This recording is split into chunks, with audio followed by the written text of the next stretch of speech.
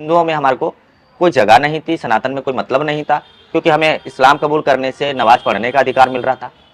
मरने के बाद कब्र का भी अधिकार हमारे को लोकल एरिया में जहाँ हम रहते हैं वहाँ पे कब्र भी हमें मिल जाती थी, और प्लस हमें हज जाने का भी अधिकार मिल रहा था।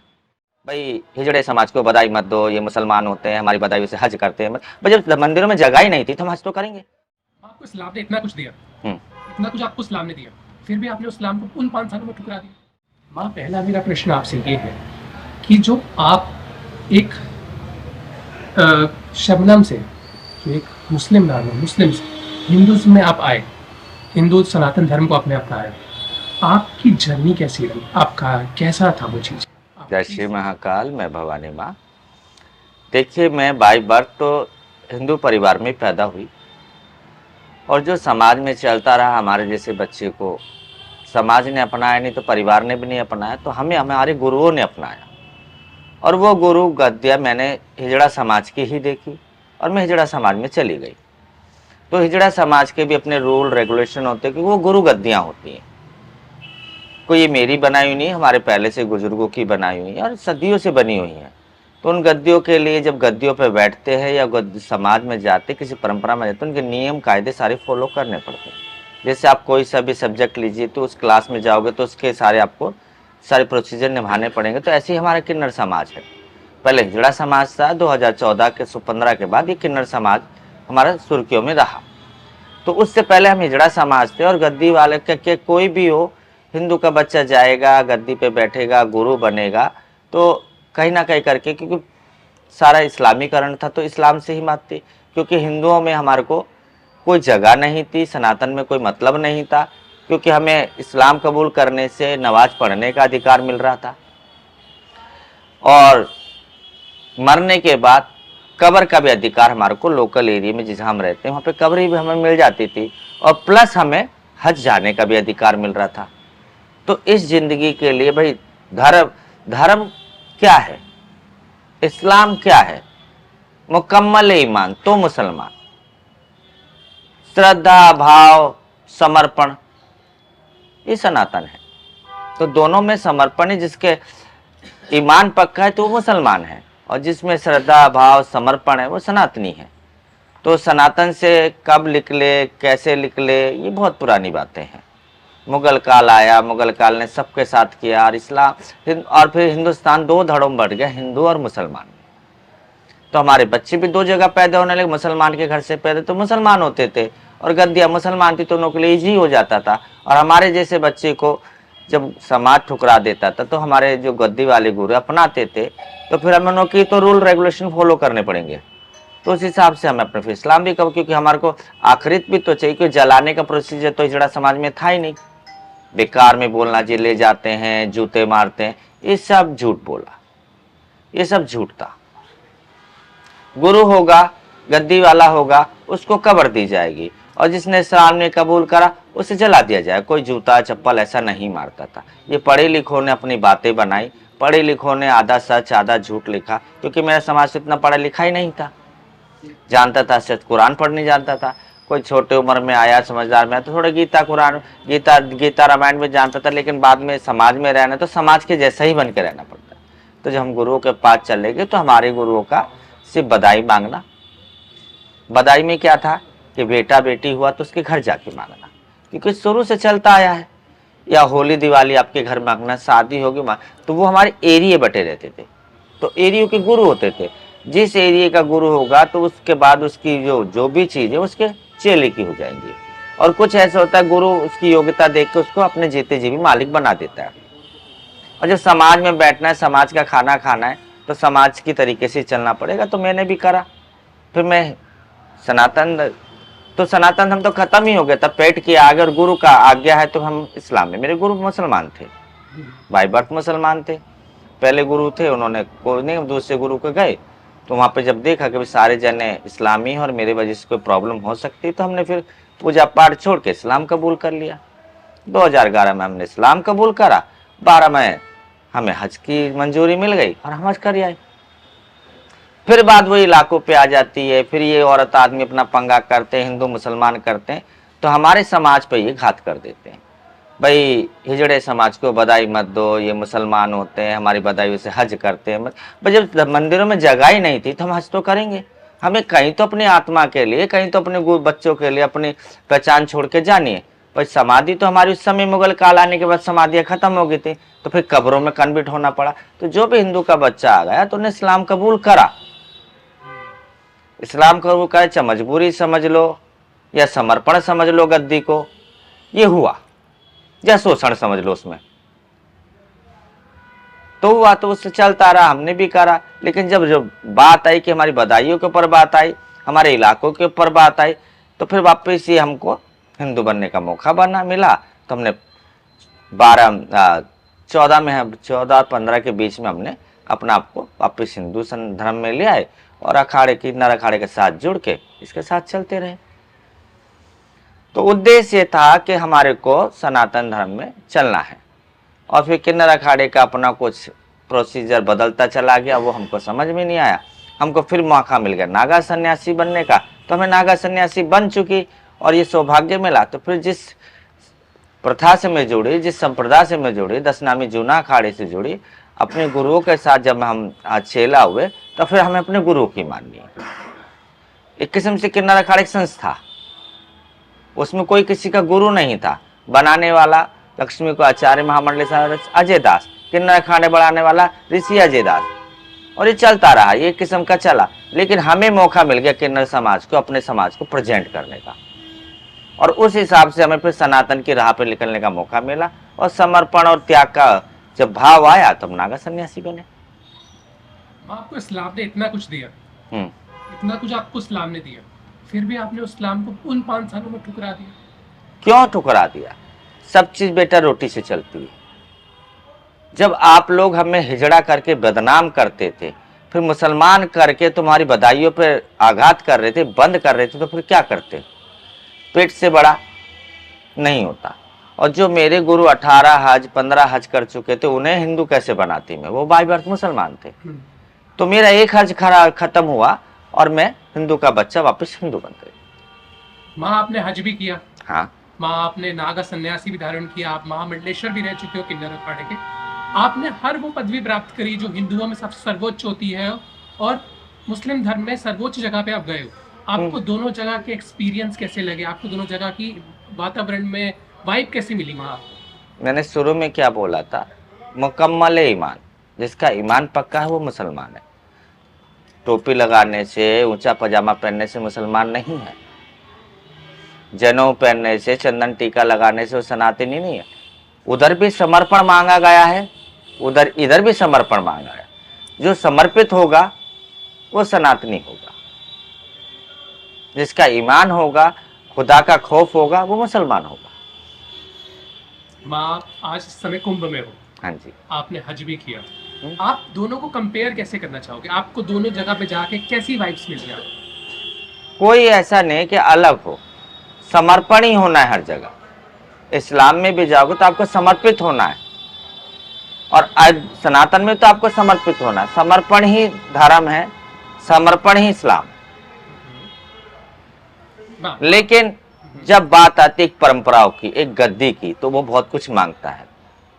तो इस्लाम मैंने कमाया था त्याग करके, तो कोई बात नहीं। इस परंपरा ने ही तो मुझे शबनम बनाया, इस परंपरा ने ही मुझे हाजी बनाया। जब इस परंपरा के बचाने की बात आई तो हमारे साथ पूरा एक इलाका है, बच्चे हैं हमारे, उनकी पूरी रोटी खराब हो जाती, समाज एक दूसरी नजर से देखने लग जाता, तो फिर क्या करते? धर्म भी यही कहता है कि एक का खराब होता है 100 का बचता, तो एक को खराब कर लेना चाहिए। माँ आप एक प्रेरणा बनने वाले हो इस हिंदू मुसलमान की। आपने दोनों कम्युनिटीज को देखा है। आज हम देख रहे हैं इस भारत में कि दोनों के बीच में लड़ाइयाँ हैं, दोनों के बीच में मनमुटाव है। आपने उन दोनों संप्रदायों को रिप्रेजेंट किया, आप दोनों संप्रदायों में गए। तो आप मेरे को ये बताओ कि आप क्या मैसेज देना चाहते हो, और दोनों चीज़ों में आपको क्या अच्छाइयाँ लगी या बुराइयाँ लगी, और आप दोनों में कैसी फीलिंग आई? देखिए, ये औरत आदमी का धर्म है। हिंदू मुसलमान औरत आदमियों का है। वो जिस परंपरा में चलेगी, वो अपने बच्चों को उस परंपरा में शादी करेंगे, वो उस परंपरा में चलेगा, उस परंपरा। ये फॉलो टू अपने रिलीजनों को, भगवान को मानना है या अल्लाह को मानना है, वो अपने तरीके से माने, क्योंकि उन्होंने पूर्वजों को पकड़ा के गए। तुम्हारे पूर्वज तुम्हें ये पकड़ा के गए। बदलाव तो आप लोगों को करना है। बदलाव तो औरत आदमी को करना है, किन्नरों को थोड़ी करना। किन्नरों को तो इस्लाम वाले बधाई भी नहीं देते थे, और अब चंदन टीका लगा के तो बिल्कुल नहीं मिलती। हमसे पूछो ना, त्याग तो हमारा हुआ। अब इतना बड़ा चंदन टीका लगा किस मुसलमान के घर बधाई मांगने जाए? लेकिन आप दाढ़ी बनाने जरूर जाते हो मुसलमान के पास, वेल्डिंग करवाने जरूर जाते हो। तो ये आप लोग सोचो ना, मुझसे ये क्या पूछ रहे हो? हमसे तो पूछो, हमारी बधाई मांगना था, तो अब अभी टीका चंदन लगा मैं किस मुसलमान के घर जाऊं? सही बात। आप दुखिया से और दुख की बात कर रहे हो, ये आप लोगों को सोचना है। हाँ माँ।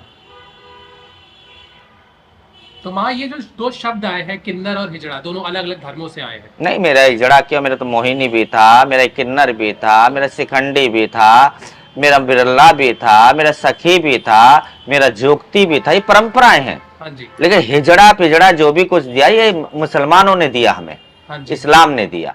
और अब तो आधुनिक भारत 2021 का भारत जो तो 21वीं सदी के भारत में ट्रांसजेंडर बना दिया हमें।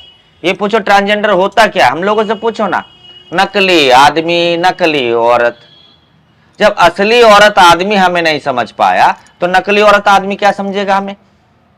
जब नकली असली औरत आदमी हमारे को नहीं सेज के रख पाया, चाहे मुसलमान के घर पैदा हुआ चाहे हिंदू के घर पैदा हुआ, उसे निकाल के भगा दिया। शोषण किसने करा? नॉर्मल आदमी ने। नफरत किसने करी? नॉर्मल औरत ने हमसे।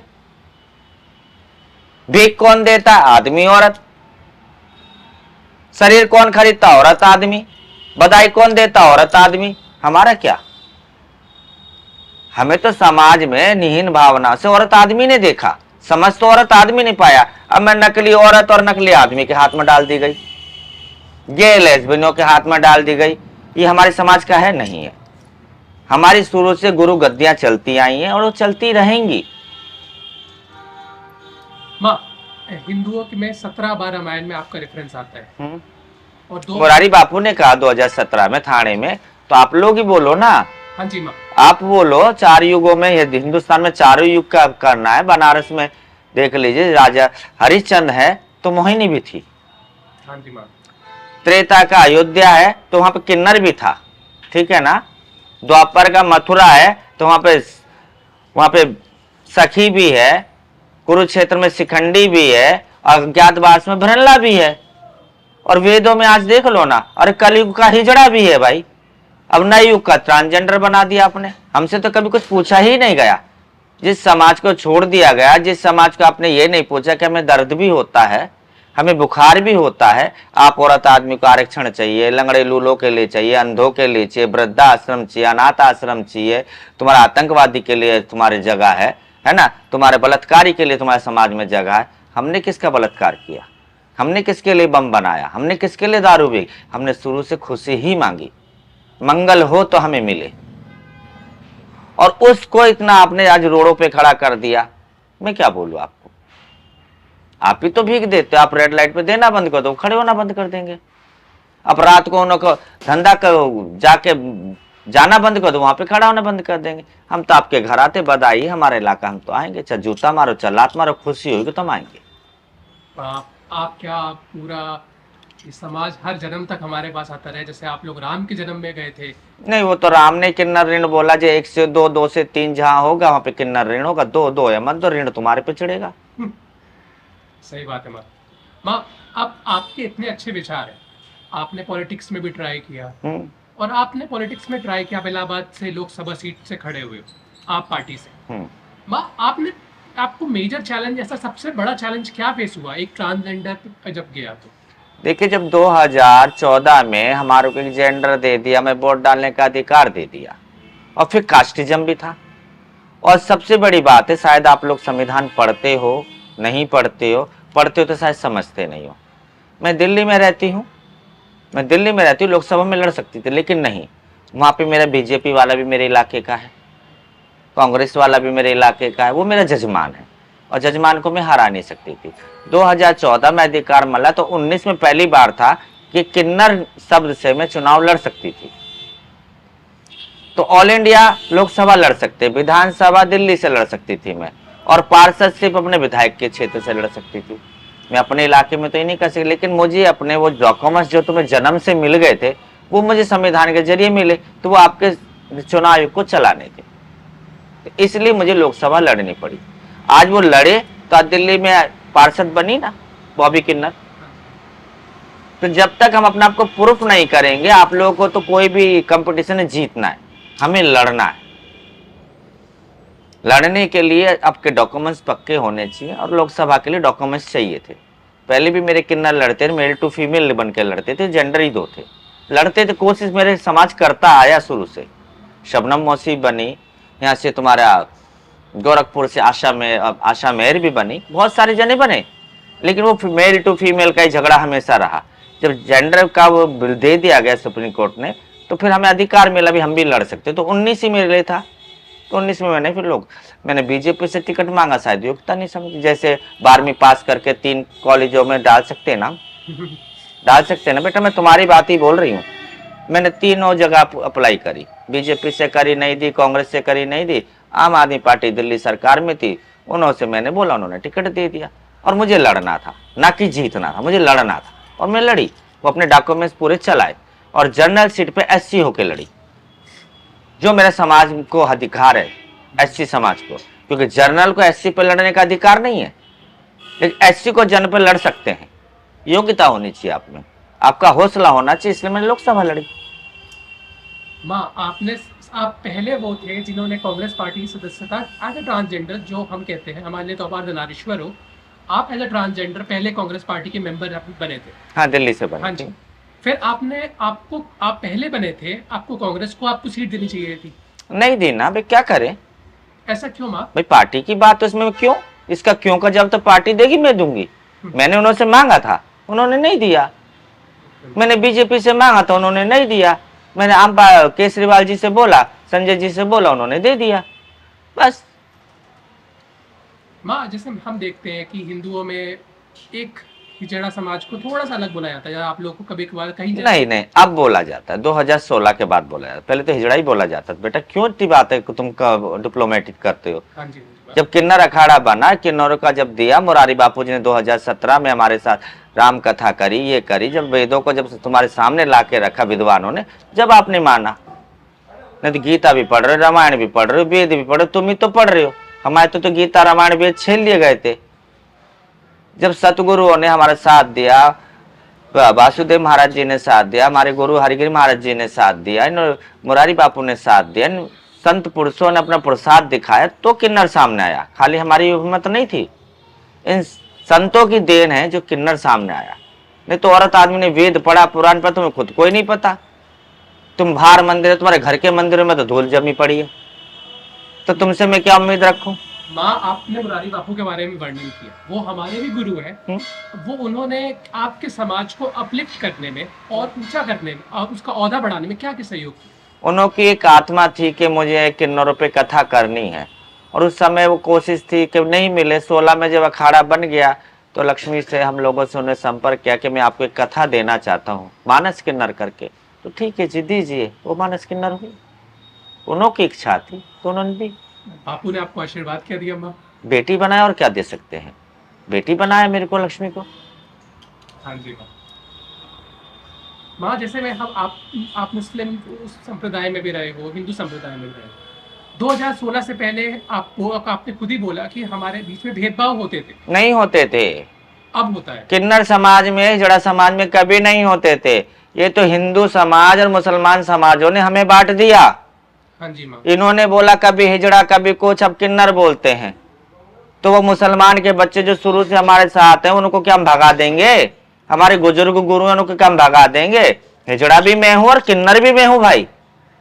जब मैं तुम्हारे घर बधाई बजाने जाती थी, आपने कभी पूछा क्या मुसलमान हो? आज एक का सिक्का मुझसे मांगते हो, पूछते हो क्या मुसलमान हो कि हिंदू हो? ये तो आपकी सोच है ना, मेरी सोच नहीं है। ये आपको सोचना है कि गुरुओं को तुम हिंदू मुसलमानों में बांट रहे हो, आपके ठुकराए बच्चों को हम रखते हैं और तुमको उनको भी हिंदू में बांट रहे, सिर्फ अपने लालच के लिए। हमको मत बांटो भाई, हम गुरु हैं। मैं तो आज भी कहती हूँ हिजड़ा भी मैं हूं और किन्नर भी मैं हूं भाई। माँ आप ही मोहिनी हो, आप ही सब कुछ हो। माँ मैं मोहिनी की बात करता हूँ, तो माँ मोहिनी के 16 श्रृंगारों के बारे में प्लीज हमें थोड़ा सा बताइए। देखिए, मोहिनी जिस समय आई, जब असुर सुर का वो हो रहा था, और उसका नाम है अमृत के बांटने के समय न्याय जी के लिए शनिदेव बैठे थे। राहु लक्ष्य लेके भाग गया, तो अब लेना तो था, तो विष्णु भगवान मोहिनी बने, आकर्षण में आके राक्षस उनको असुरों को मदिरा पिला दी, देवताओं को बढ़ा दी। तो रूप तो मेरा जब भी काम आया। माँ आप 16 श्रृंगारों के बारे में थोड़ा सा वर्णन करिए। 16 श्रृंगार किन्नरों का है कि साधुओं के 18 हैं, औरतों के तो वो भी नहीं है। कुंवारी है तो को कर नहीं सकती, विधवा वो कर नहीं सकती, क्योंकि सीता को भी 16 श्रृंगार का आशीर्वाद हमने दे, सदा सुहागन का। और किन्नर हमेशा 16 श्रृंगार में ही रहता है। माँ आपको शास्त्रों में बहुत पवित्र बताया गया है, हम्म, आपको कहा गया है कि आप अर्धनारीश्वर हो, शिव का आपको शिव के बराबर तोला गया है, माँ के बराबर तोला गया है। नहीं, शिव ने अब हमारा रूप अपने पे स्वयं धारण करके बताया। हम क्या उनको, हम तो उनके गण हैं। हाँ जी माँ। हम तो उनके गण हैं,